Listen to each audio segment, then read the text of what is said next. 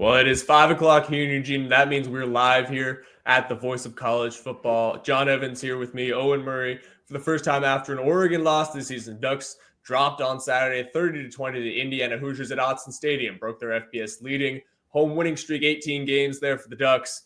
We've taken some time to look at the film, John. What do you want to say immediately?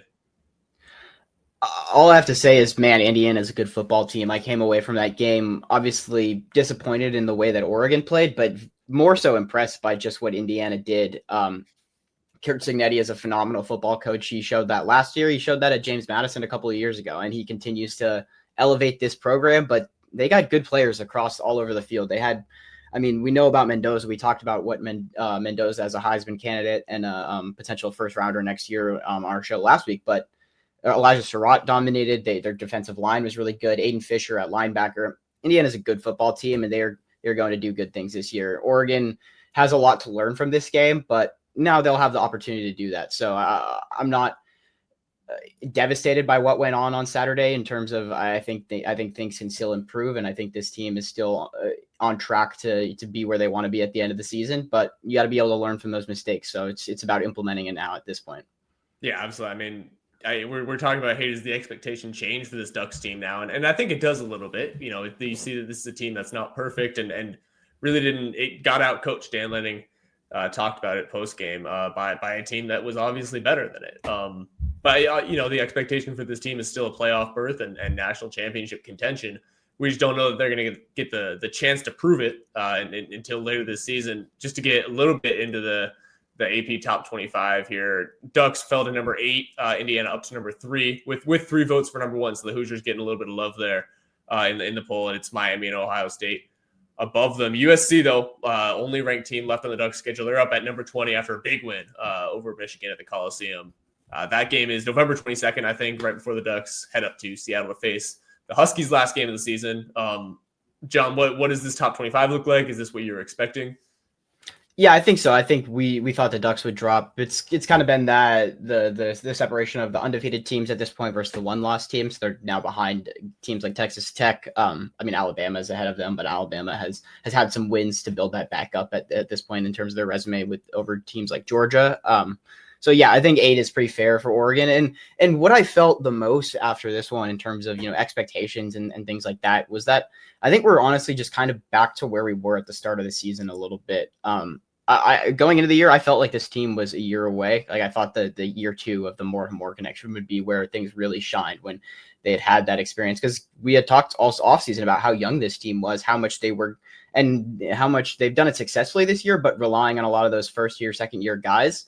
I think the expectation has kind of fallen back to where it was at the beginning of the season, where this team might be a year away, but they're still going to be a very competitive team. And if things shake out, if they can make those improvements this season, they could certainly find themselves in that national championship conversation. But they're firmly in that playoff range, but I think a step behind what looks to be the top of the top in college football, which is at this point Indiana, but also Ohio State and like you said, Miami, those other top teams.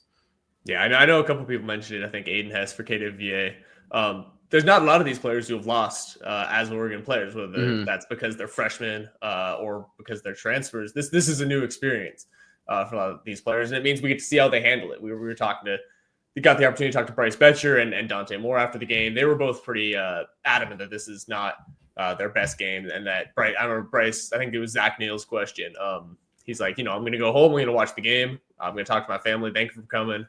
And then I'm going to go to bed, get to the facility, and watch the game 3 or 4 more times. Dante, talked about the fact that he really didn't feel great about the way he managed the game, about how he managed looking at pressures, and I'm sure we'll get into talking about what went wrong there, kind of from a pressure perspective, and what Indiana did really well. This is not the best this team can play. Everybody knows that. And we'll see. It looks like they're going to have another chance to prove it against an AP top 25 team in the Trojans, but we have to keep an eye. Yeah, I think I'm glad to see USC get into that top 25 just to have it on the Duck schedule and have a team to look forward to as a matchup down there. USC was good initially anyways, but to prove it against a team like Michigan, that's at least something Oregon can put on the schedule and say, hey, we got to get better because we do got a ranked team coming to Autzen to play us again. We saw what happened last time.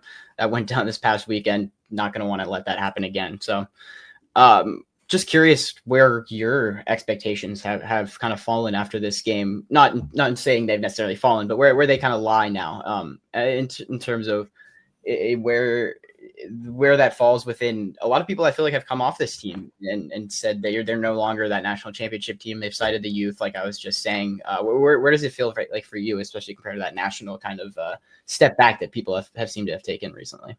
Yeah, I mean, I think some of the weakness that we saw on Saturday was ones that we expected. We talked about, how the linebackers are one of the weaker position groups on this team that went undrafted in our position draft. And that was really something we saw get exploited against the Hoosiers. They were really able to manipulate Bryce Betcher and Jerry Mixon. And we talked about that earlier in the week. The thing I, maybe wasn't expecting is how much Oregon struggled to get the rushing game going. Indiana's defensive front was really, really strong in this game. Really able to push back, especially over right tackle where Alex Harkey, had a really tough game. And that meant that some of the Ducks' really explosive players, you look at De'Aaron Hill, he had -3 yards in this game. Indiana did a really great job of shutting down the Ducks' side-to-side motion, which is exactly what the Ducks did in the second half, or where the Ducks struggled against Penn State in the second half a couple weeks ago. Just Hoosiers came in and did to them. And that meant that the Ducks really weren't able to get that many explosives. You had the Davison one where he was able to break a couple tackles. I know you're excited. I'm excited to see him maybe get a little bit more run. Dan Lang talked about, that they were looking at that because they were kind of riding the hot hand and felt like he was really seeing the field well. I wasn't expecting Oregon to really struggle so much in the rushing game. That had been the Ducks' biggest strength, especially because they're so multiple at that position. Hoosiers were really able to shut it down. And that's, I think, the biggest thing I want to see this weekend is can Oregon, it's not the same level of opposition. We'll start talking about Rutgers after the break here, but I want to see if that rushing game can pick itself up off the ground.